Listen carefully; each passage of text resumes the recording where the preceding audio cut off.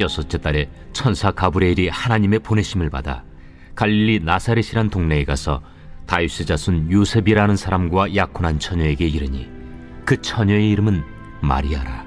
그에게 들어가 이르되 은혜를 받은 자여 평안할지어다. 주께서 너와 함께 하시도다. 처녀가 그 말을 듣고 놀라 이런 인사가 어찌함인가 생각하며 천사가 이르되 마리아여 무서워하지 말라. 내가 하나님께 은혜를 입었느니라. 보라, 내가 잉태하여 아들을 낳으리니 그 이름을 예수라 하라.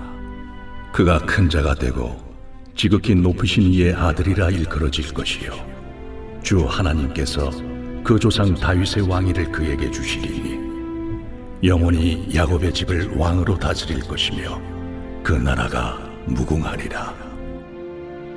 나는 남자를 알지 못하니 어찌 이 일이 있으리이까? 성령이 내게 임하시고 지극히 높으신 이의 능력이 너를 덮으시리니 이러므로 나실 바 거룩한 이는 하나님의 아들이라 일컬어지리라. 보라, 내 친족 엘리사벳도 늙어서 아들을 배었느니라.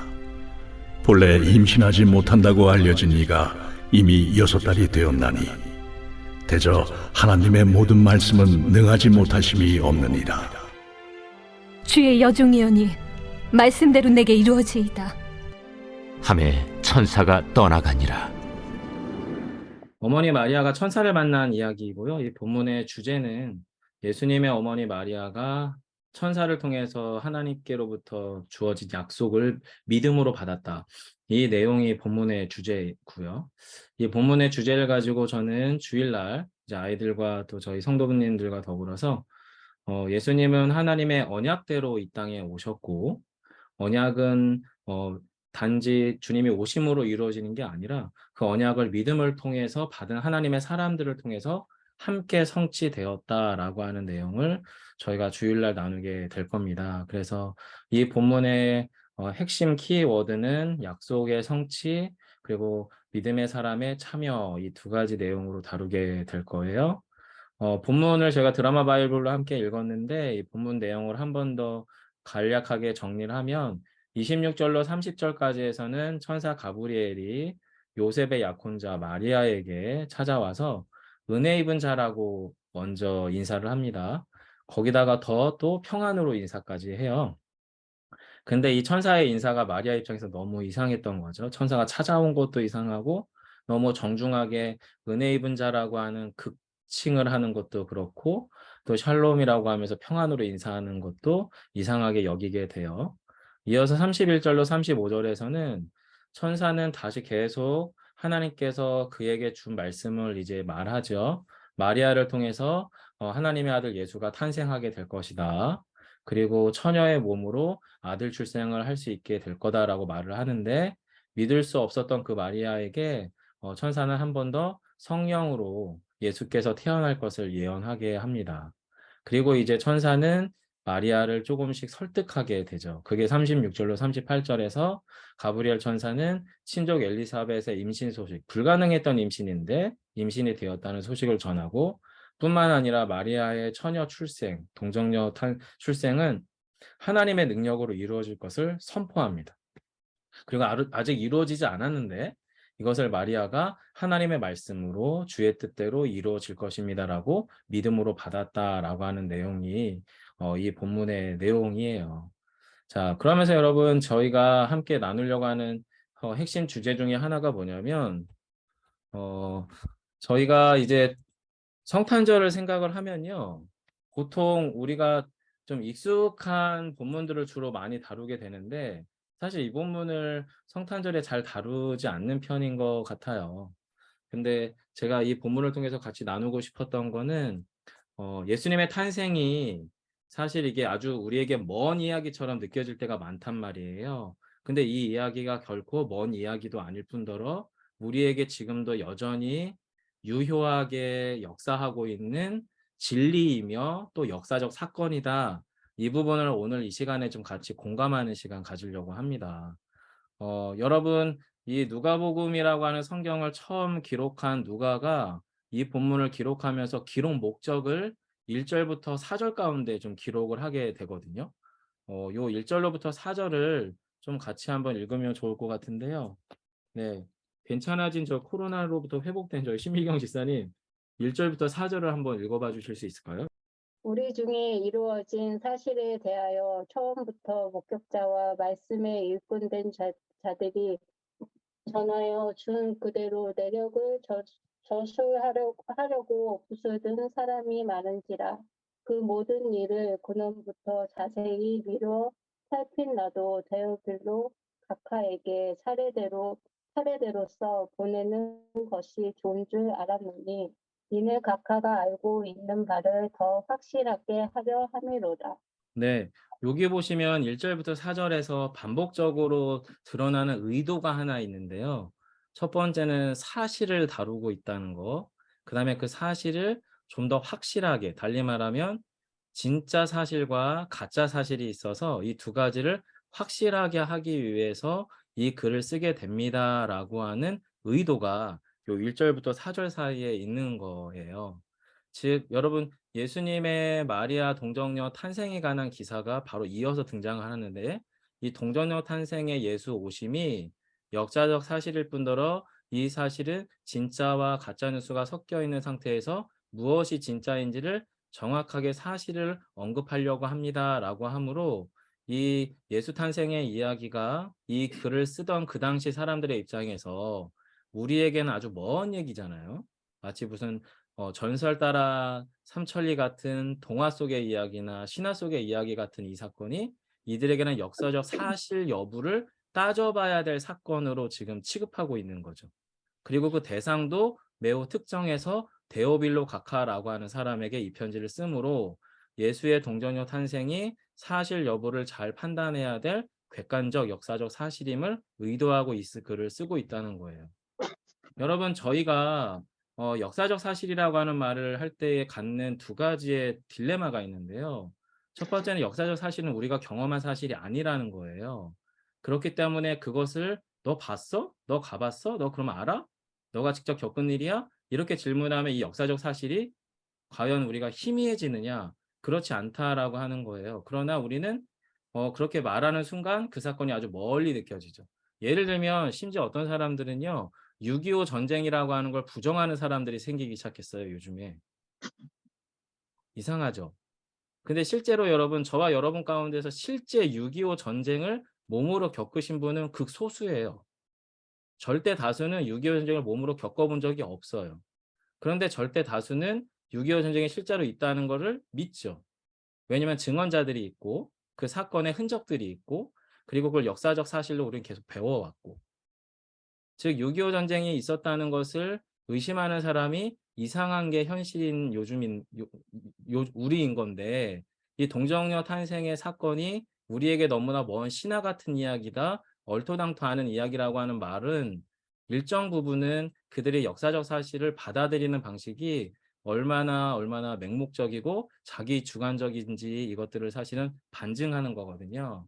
자, 그래서 저희는 동정녀 탄생의 이 역사적 사실을 사실 여부를 따지고자 했던 누가의 기록을 쭉 따라가면서 동정녀 탄생의 몸으로 아기 예수께서 오신 이 사건이 저와 여러분에게 어떤 의미가 있는지를 오늘 본문에서 함께 다루려고 하는데요.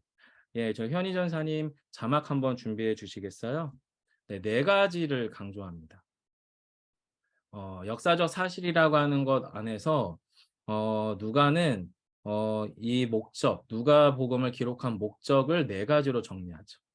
첫 번째, 우리 중에 일어난 사실에 대해서 말하고자 합니다. 1장 1절이죠. 자, 그 다음 두 번째 이유예요.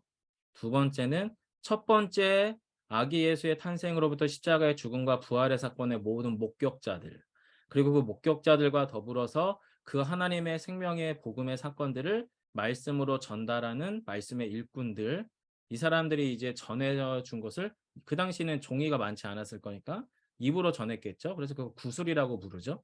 입으로 전하여진 그것을 그대로 기록하기 위해서 내가 이 책을 씁니다라고 지금 누가가 이야기합니다. 자, 그리고 세 번째 목적이에요. 자, 무엇보다 중요한 게 요 세 번째인데요.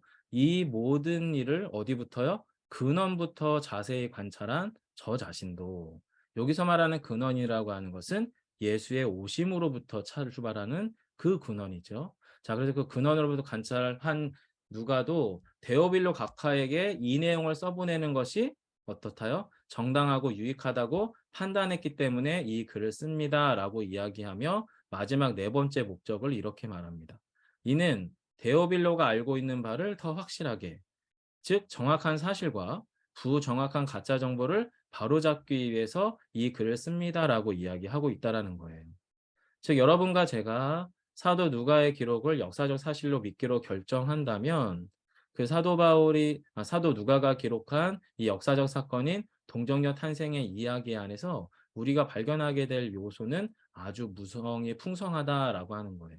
자, 그래서 오늘 저희는 성경 요 1장 누가복음 1장 1절부터 25절 안에 여러 가지의 내용들이 있는데요. 한 번 더 내용을 살펴보려고 합니다. 자, 예수님의 동정녀 탄생의 내용들을 우리가 쭉 탐색을 쭉 해보려면 기록 목적으로부터 출발을 해야 돼요. 그래서 기록 목적을 처음 밝히고 있는 이 기록에서 역사적 사실을 증명하기 위해서 누가가 가장 먼저 기록한 사건이 공교롭게도 동일한 시간대에 6개월 전에 먼저 태어난 세례 요한과 그리고 예수님의 출생을 비교하게 됩니다. 그래서 그렇게 미루어 보면서 아마도 누가는 그 당시에 세례 요한이라고 하는 인물이 가졌던 영향력, 여러분 예수님 시대 때 세례 요한의 영향력은 엄청났습니다. 상당한 영향력 있는 사람이 세례 요한인데 이런 세례 요한의 출생과 6개월 후에 태어난 예수님의 출생의 내용을 비교함으로 실제 누가가 예수 탄생이 어떤 의미인지 그리고 동정녀 탄생에 대한 분명한 답변을 우리에게 하기 위해서 이 글을 쓰고 있다라고 상상해 볼 수 있거든요. 자, 첫 번째는 부모님을 소개합니다. 네 부모가 누구냐 이런 것처럼 세례 요한의 부모님에 대한 설명과 그 다음에 예수님의 부모님에 대한 설명이 비교되고 있어요. 그게 여러분 5절로부터 6절에서는 세례 요한의 부모님이 등장을 하고요. 27절에서는 예수님의 부모님에 대해서 출연을 기록을 해요. 기록을 하는데 자, 여기서 한번 볼게요. 5절하고 6절 한번 가보시겠어요? 자, 아주 객관적인 정보를 천천히 서술하면서 한마디로 세례 요한이 난집의 아들이라고 하는 것을 드러냅니다. 제가 읽어드릴게요. 유대 왕 헤롯 때에 아비야의 반열에 제사장 한 사람이 있었으니 이름은 사가랴요. 그의 아내는 아론의 자손이니 이름은 엘리사벳이라. 이 두 사람이 하나님 앞에 의인이니 주의 모든 계명과 규례대로 흠이 없이 행하더라. 자, 5절하고 6절만 보시면 특징이 무엇이에요? 제사장 가문입니다. 여러분 아비야 반열의 제사장 아론의 자손의 엘리사벳은 여러분 상당한 종교적 정통성을 띈 제사장 가문이라고 볼 수 있고 실제로 예루살렘의 성전에서 제사와 집례를 진행했던 제사장인 것 같아요. 그리고 또 한 가지는 개인적으로도 6절에 보시면 이 두 사람이 하나님 앞에 의인이다. 주의 모든 계명과 규례를 흠없이 행했다라고 말하므로 순전한 율법의 준수자라고 하는 것. 한마디로 두 사람 다 존경받기에 마땅한 매우 신실한 하나님의 사람이었다라고 하는 얘기를 덧붙여요. 자, 거기다가 또 하나의 생물학적인 상황을 덧붙이는 게 7절입니다. 엘리사벳이 잉태하지 못함으로 그들에게 자식이 없는 상태에서 어떻게 해요? 나이가 들게 되었다. 불임이 나이가 들어서 찾아오게 됐는지는 정확하게 알 수는 없지만 확실한 것은 불임이 시작되었고 아이를 낳지 못한 상태에서 이미 완전히 고령의 상태가 되어서 도저히 생물학적으로는 임신할 수 없는 상태에 이른 가정의 상황을 이야기하는 게 7절까지의 상황이에요.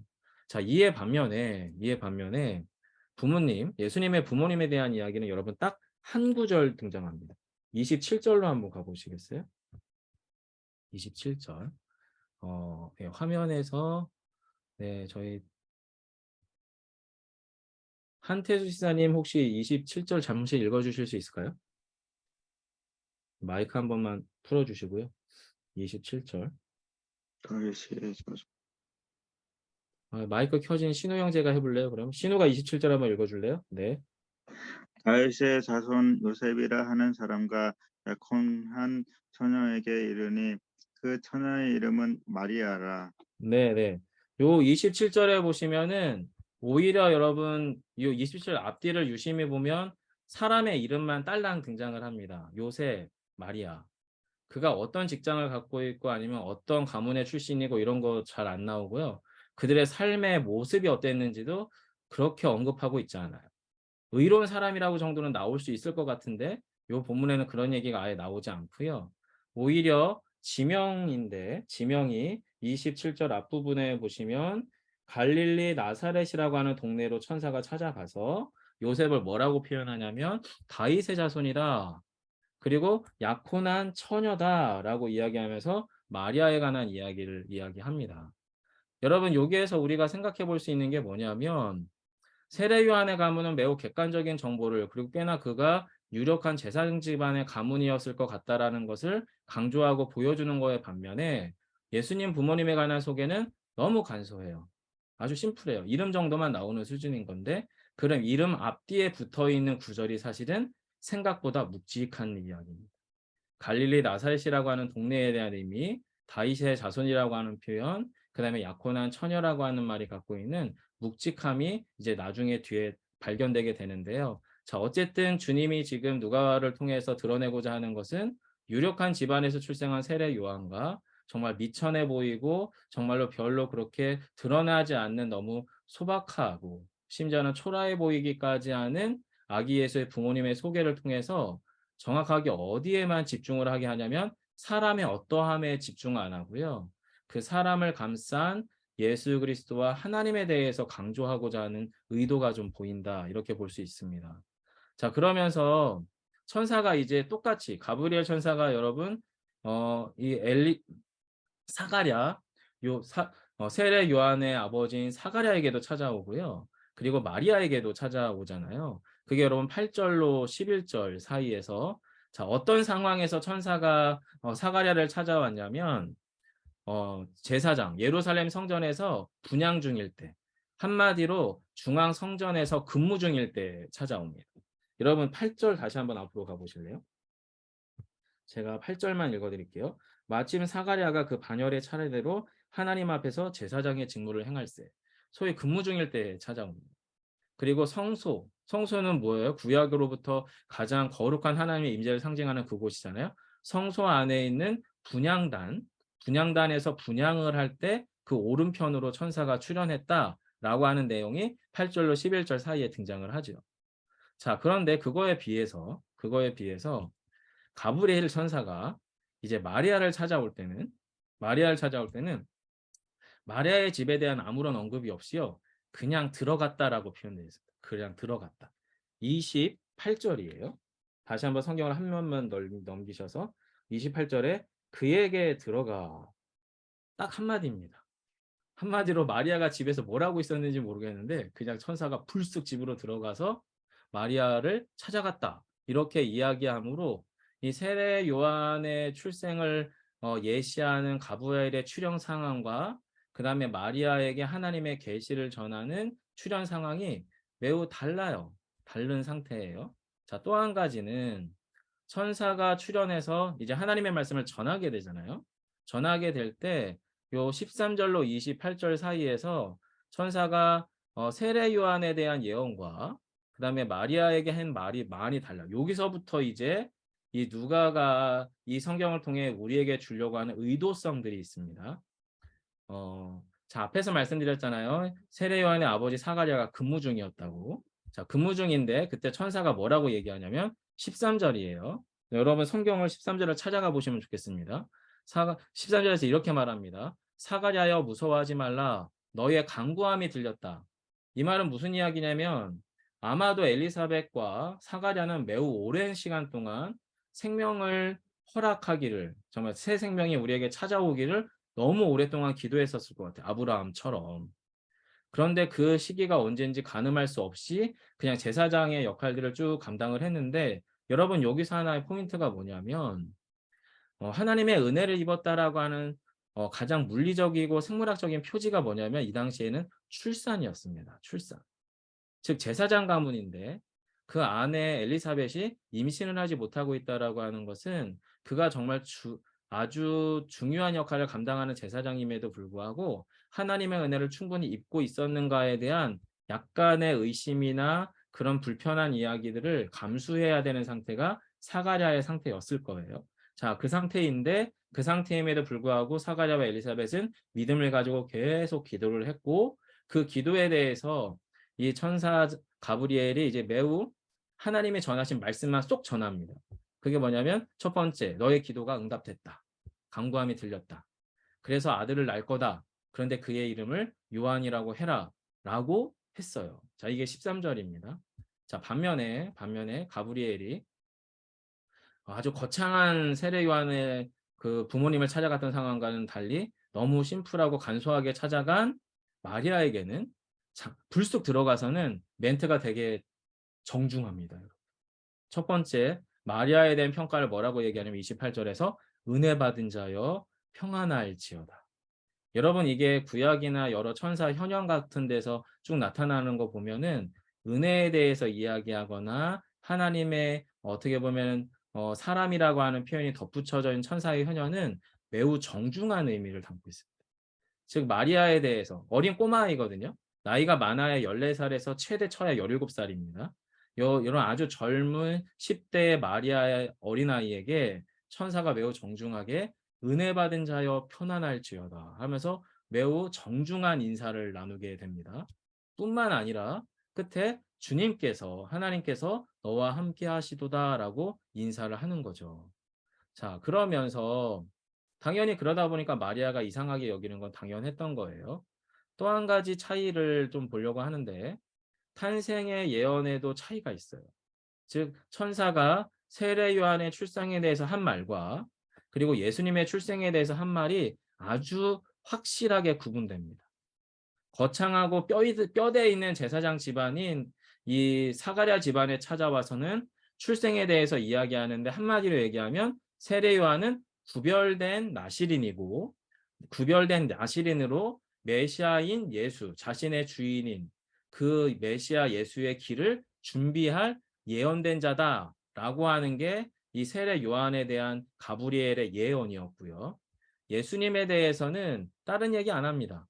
아들을 낳을 것인데 그분 이름을 예수라고 하십시오. 그리고 그분은 지극히 높으신 이의 아들, 그리고 조상 다윗의 왕위를 물려받을 사람, 그리고 영원히 야곱의 집을 왕으로 다스릴 것이며 그 나라가 무궁할 겁니다라고 왕권 출현을 예언합니다. 왕권 출현. 자, 세례 요한에 대해서는 왕이신 예수를 준비할 자로 예언을 했고요. 반대로 천사 가브리엘은 매우 직접적으로 마리아에게는 당신의 몸을 통해 태어날 사람은 하나님의 아들이며 그는 모든 영원한 왕권을 영원무궁히 다스릴 왕으로 오실 분입니다. 라고 예언을 하고 있어요.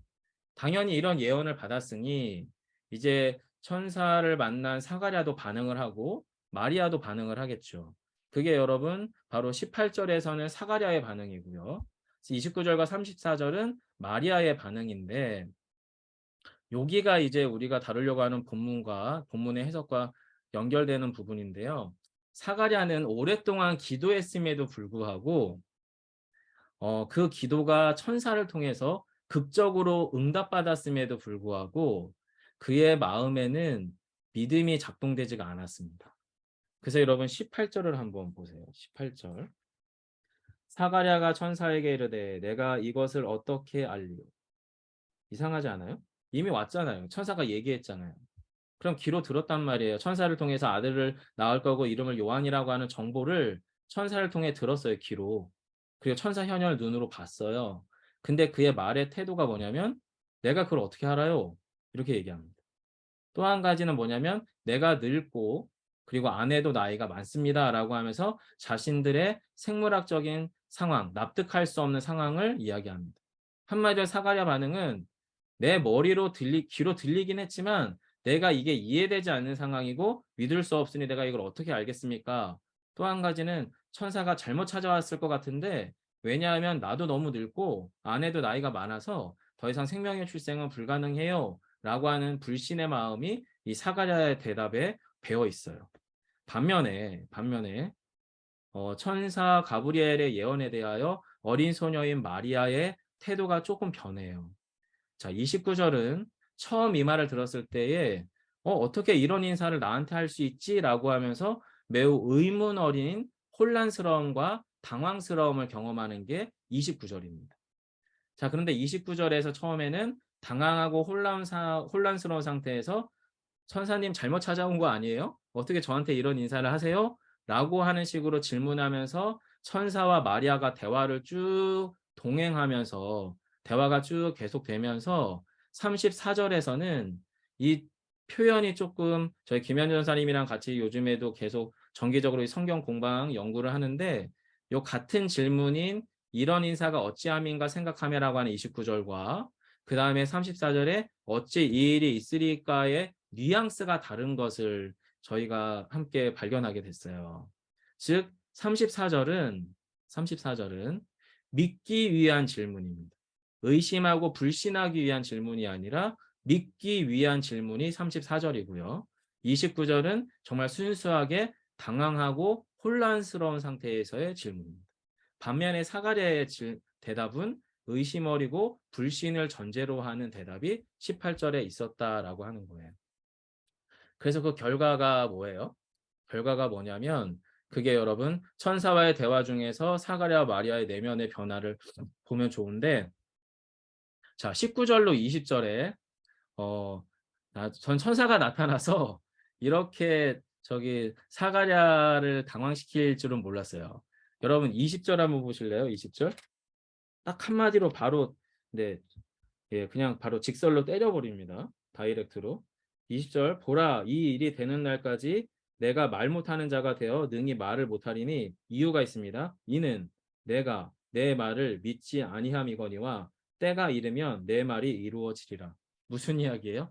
야 너가 그 말을 믿든지 못 믿든지 그 일은 때가 되면 반드시 이루어질 건데 그 말이 이루어질 때까지 너는 믿음 없음으로 그거에 대해서 능히 말하지 못할 거다.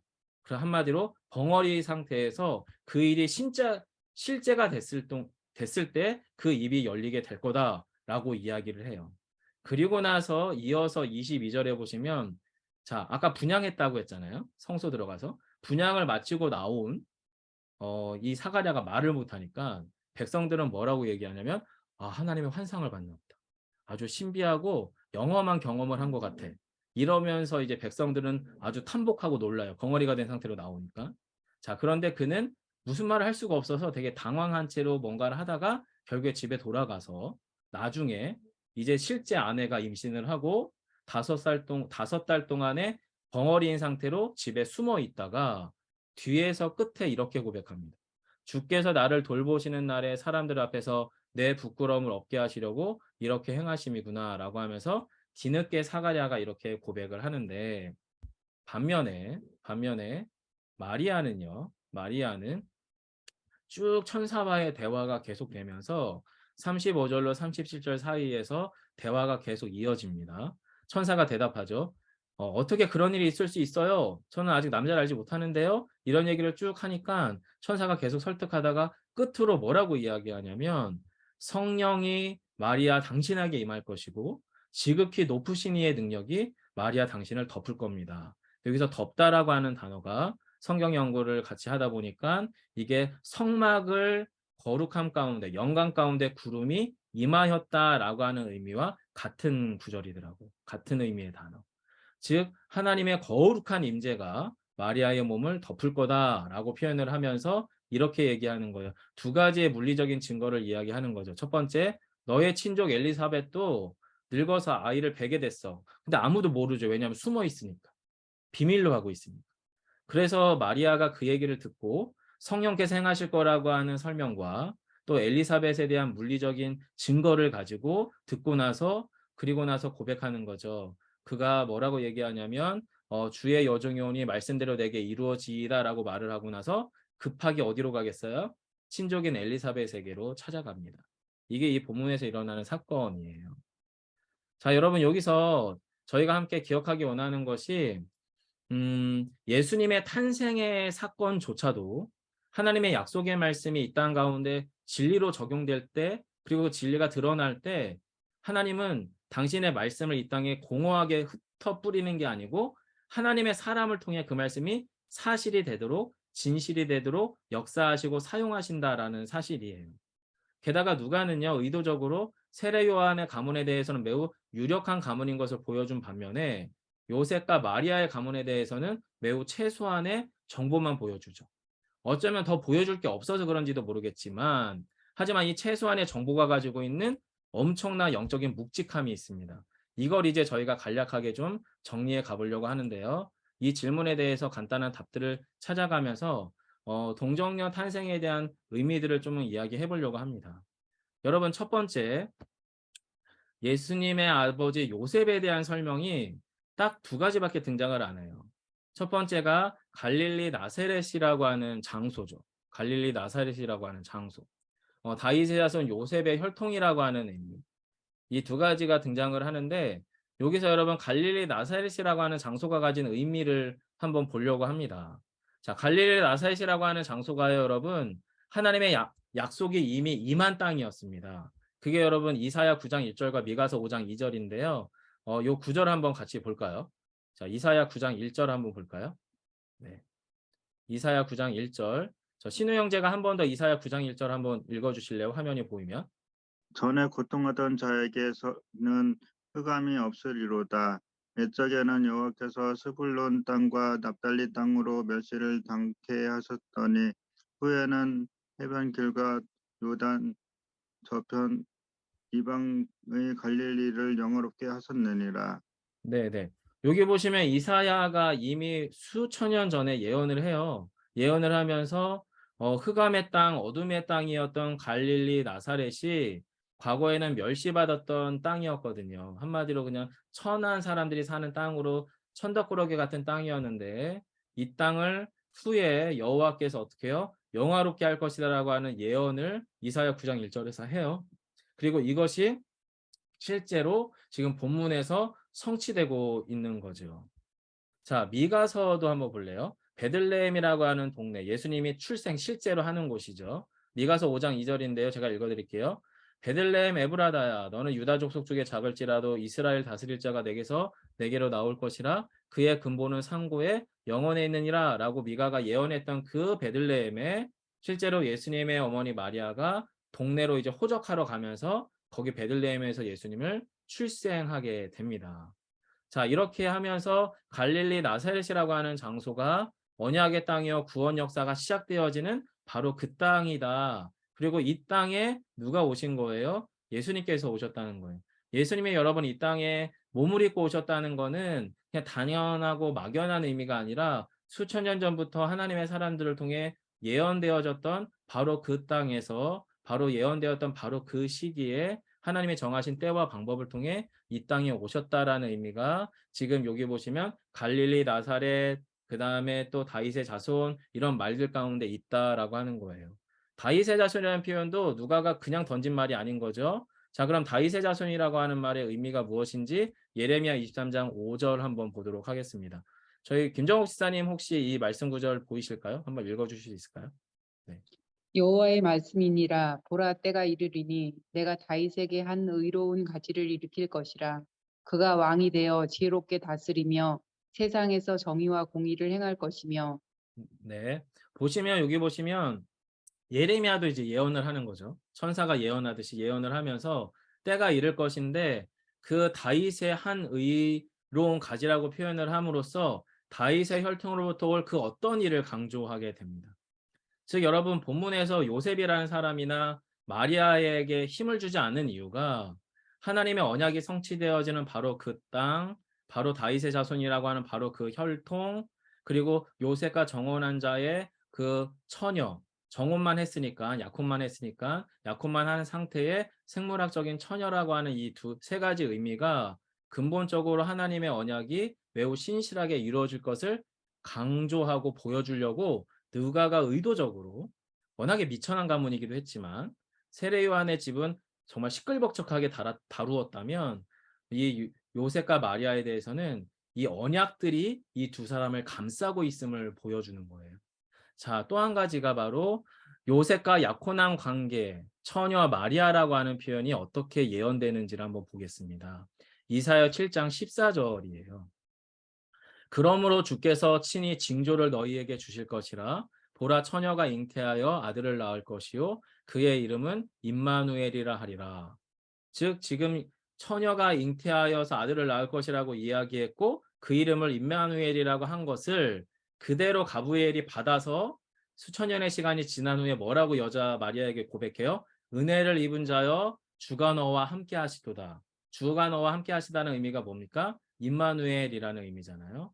즉 여러분 이 성경에 요셉이라는 한 인물, 마리아라고 한 인물의 성경은 포커스를 두지 않아요. 이 두 사람을 감싸고 있는 그 땅, 그 자손, 그리고 처녀 잉태를 하게 될 자신의 약혼녀 마리아의 그 상태, 이 세 가지에 오히려 더 강조점을 두므로 하나님의 언약이 하나님의 사람들 안에서 너무나도 신실하게 응답될 것을 이야기해주고 있다라고 하는 거예요. 자, 여러분 여기까지가 실은 저희가 이 본문 안에서 여러분과 함께 나누고 싶었던 아주 중요한 포인트이죠.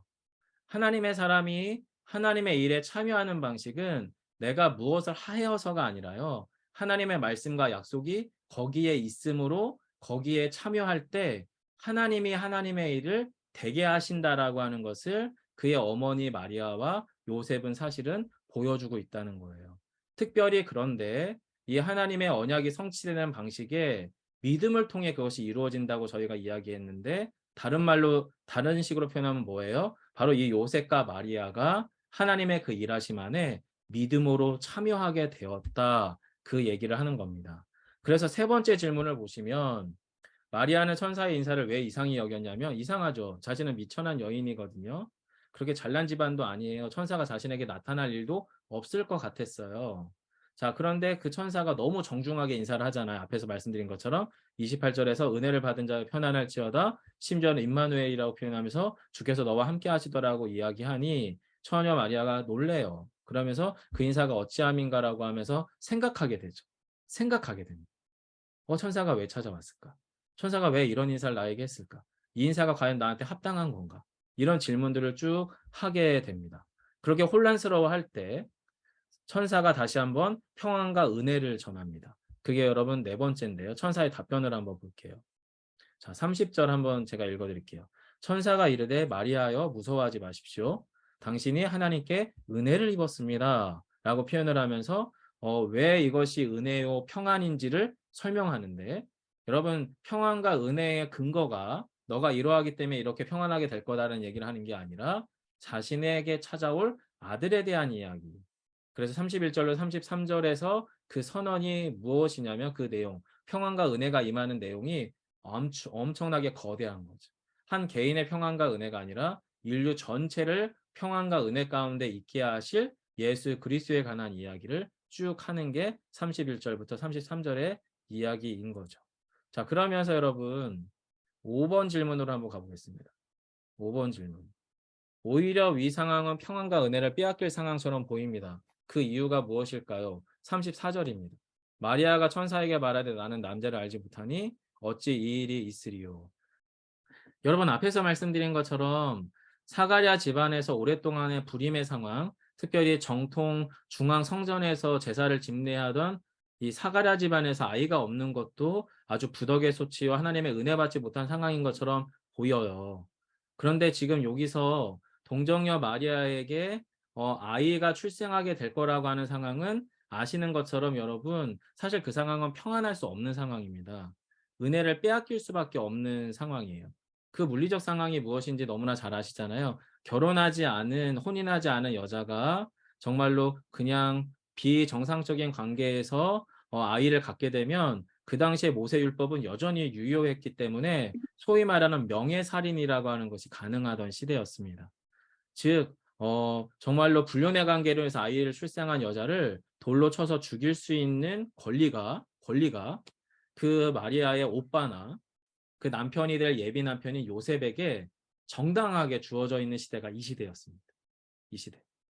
즉 이것이 어린 14살, 17 사이의 여자 어린 소녀에게 그렇게 평안과 은혜가 넘칠 만한 상황이 아니었다라고 하는 거예요. 자, 그런데 여기서 보시면은 여러분 이 상황에 대해서 천사가 추가적으로 설명하는 게 35절로 37절이에요. 천사가 이제 마리아를 설득하기 시작합니다.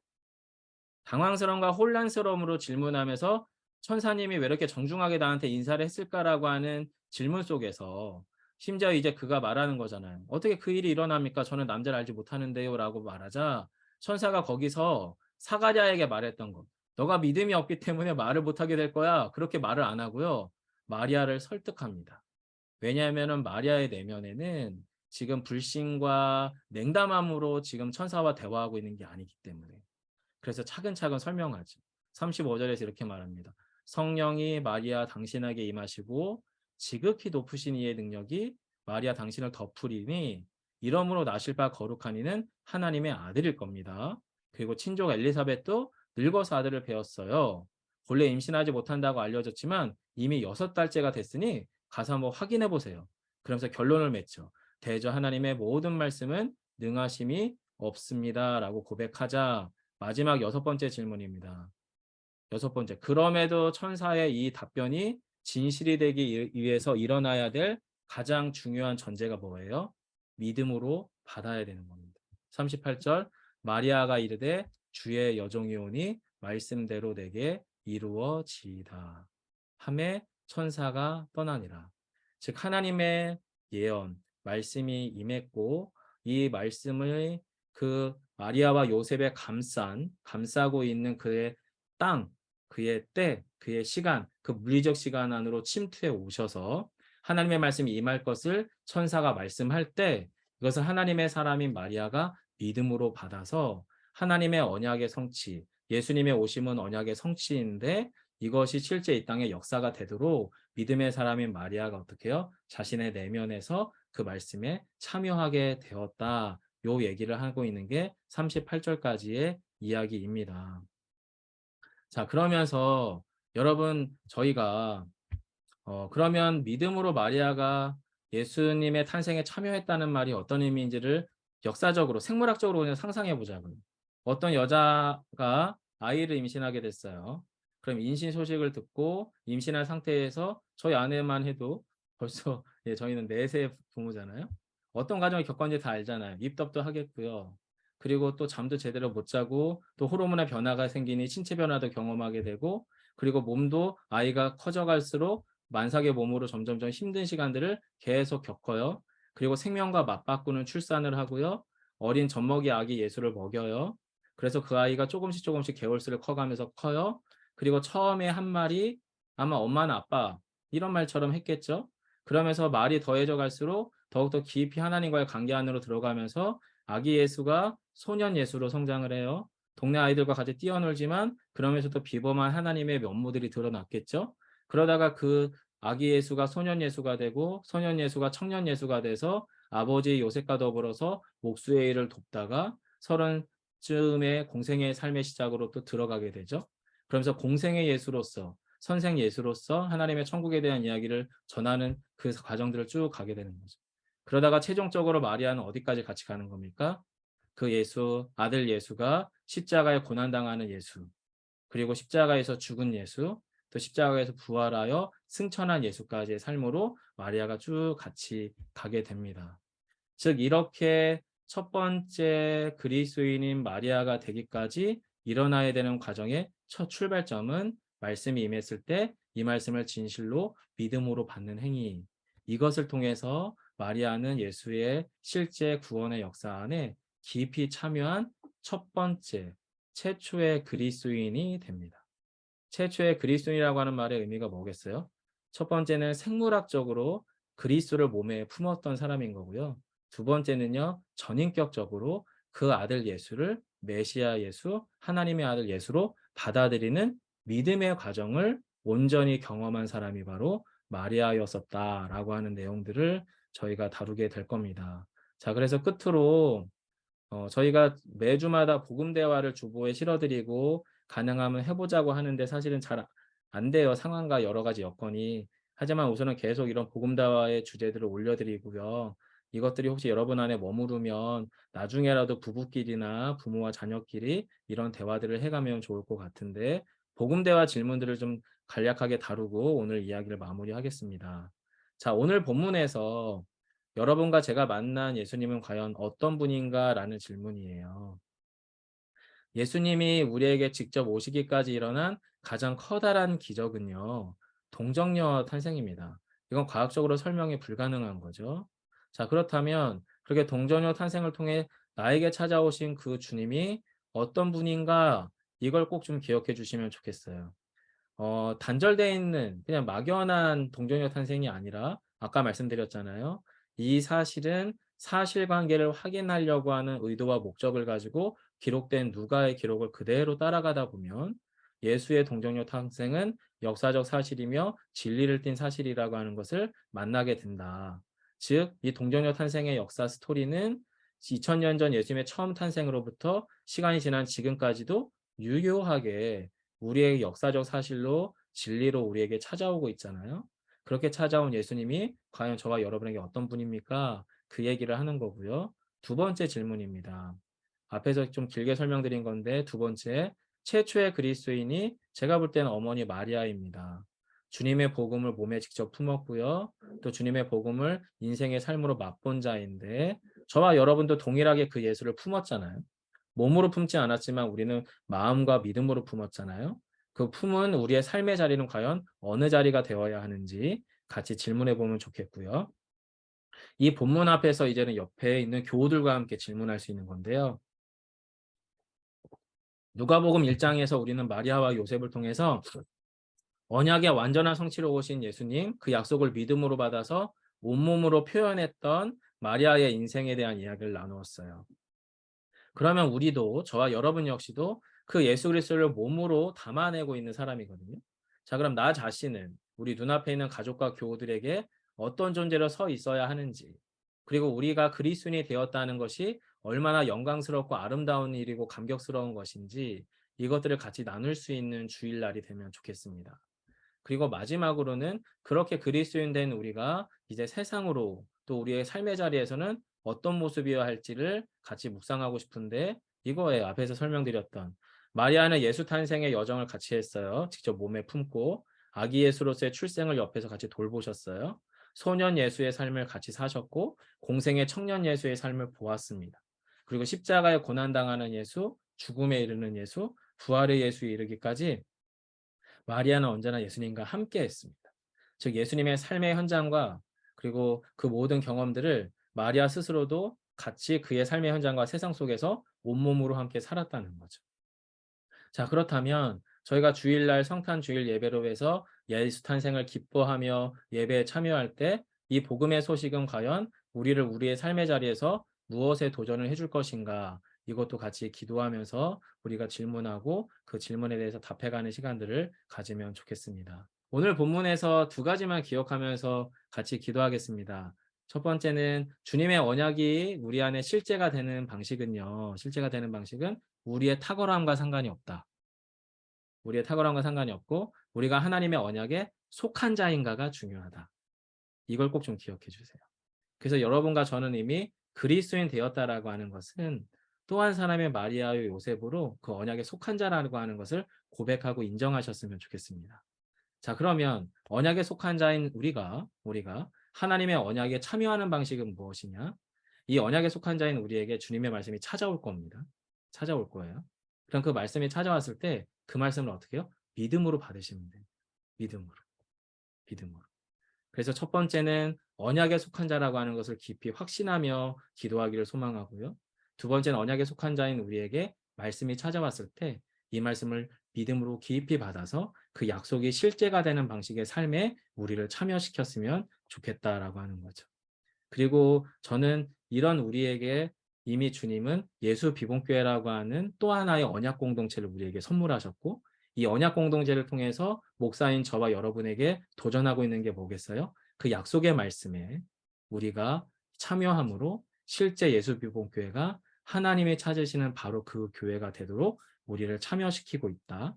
그리고 그 삶의 자리에 우리 모두가 함께하고 있다는 것을 기억하셨으면 좋겠습니다. 같이 좀 각자 좀 기도하고 마무리를 제가 하겠는데요. 두 가지 같이 기도하겠습니다. 주님, 우리가 약속에 속한 자인 것을 믿게 해 주십시오. 또한 두 번째는 주님 우리가 가브리엘이 천사 가브리엘이 마리아에게 그 말씀의 뜻을 차곡차곡 설명하며 믿음으로 초대하였던 것처럼 예수 비봉교회를 통해서 생명의 말씀이 약속의 말씀이 풀어 가르쳐질 때에 그 말씀이 우리 마음에 믿음을 일으키게 하시고 주의 말씀이 실제가 되는 방식에 우리가 믿음으로 참여하는 자가 될 수 있도록 해달라고 언약에 속한 자임을 고백하며 기도하고 믿음으로 참여할 자 되게 하심을 소망하며 같이 한 2, 3분 정도 기도하도록 하겠습니다. 함께 기도합니다. 살아계신 하나님 아버지 감사하고 고맙습니다. 귀한 하나님의 사람들과 더불어서 어머니 마리아에 관한 이야기를 나누었습니다. 하나님 동정녀 탄생의 그 신비한 약속의 성취가 그냥 2000년 전에 일어났던 그 어떤 나와 상관없는 사건이 아니라 실제로는 하나님의 사람, 그 언약 가운데 속한 자에게 찾아온 하나님의 역사였던 것을 기억합니다. 주님, 우리 또한 주님의 약속에 속한 자인 것을 압니다. 또한 믿습니다. 그래서 저희는 그리스도인이 되었습니다. 주님, 우리가 그렇게 하나님의 언약에 속한 자로 하나님과 더불어서 살아가며 주의 은혜 안에 살아가는 것을 기억합니다. 하지만 동시에 하나님, 우리의 삶에서 그 약속에 임하고 그 말씀이 우리 안에 나타날 때 주님, 우리가 그 약속의 말씀을 믿음으로 받는 자가 될 수 있도록 주의 은혜로 함께하여 주십시오. 하나님, 그래서 우리의 삶의 자리에서도 하나님의 약속의 말씀이 실제가 되는 방식 안에 우리의 삶을 참여시킬 수 있는 저희 모두가 되게 하여 주시기를 간절히 소망합니다. 주님께서 그렇게 우리를 말씀 가운데 이끌어 주시고 또 그 말씀 안에서 더욱더 깊이 주의 뜻과 마음을 알아갈 수 있는 저희 모두가 되게 하여 주시옵소서. 제가 기도하겠습니다. 하나님, 저희에게 아기 예수로 오신 주님의 그 복된 소식은 우리에게는 참 놀라운 기쁨이요, 놀라운 소망의 이야기이며 동시에 그 아기 예수를 몸으로 받으신 마리아를 통해서는 그 복음이 예수의 그 놀라운 생명의 사건이 실제가 되도록 예수와 함께 그 어머니 삶이 고단하였을 것을 알게 됩니다. 주님, 저희는 예수 비봉교회라고 하는 새로운 언약 공동체를 주님께 받았습니다. 그 언약에 속한 자가 되었습니다. 주님, 그리고 저희가 그 공동체를 통해서 주의 말씀을 함께 나누게 되는데 하나님, 우리에게 진실로 주님의 말씀을 사모하며 그 말씀을 믿을 수 있는 믿음을 우리에게 허락해 주옵소서. 하나님, 그래서 생명의 말씀이 우리 안에 풍성하게 나누어지게 하시고 그 말씀을 통해서 우리의 삶의 자리가 진짜 하나님의 언약이 이루어지는 자리, 진짜 하나님의 나라가 임하는 자리, 진짜 예수의 복음이 현실이 되는 우리의 삶의 자리가 되게 하여 주시기를 간절히 소망합니다. 주님, 그렇게 우리를 도우시고 함께 하시기를 간절히 소망하오며 예수님 이름으로 기도드립니다. 아멘. 예, 혹시 저희 음악을 좀 틀어드릴 테니까요. 추가로 더 기도하고 싶으신 분들은 좀 더 기도하시다가 자유롭게 돌아가시면 좋겠습니다. 같이 주신 말씀 붙들고요. 기억하며 잠시 함께 기도하도록 하겠습니다. 기도합니다.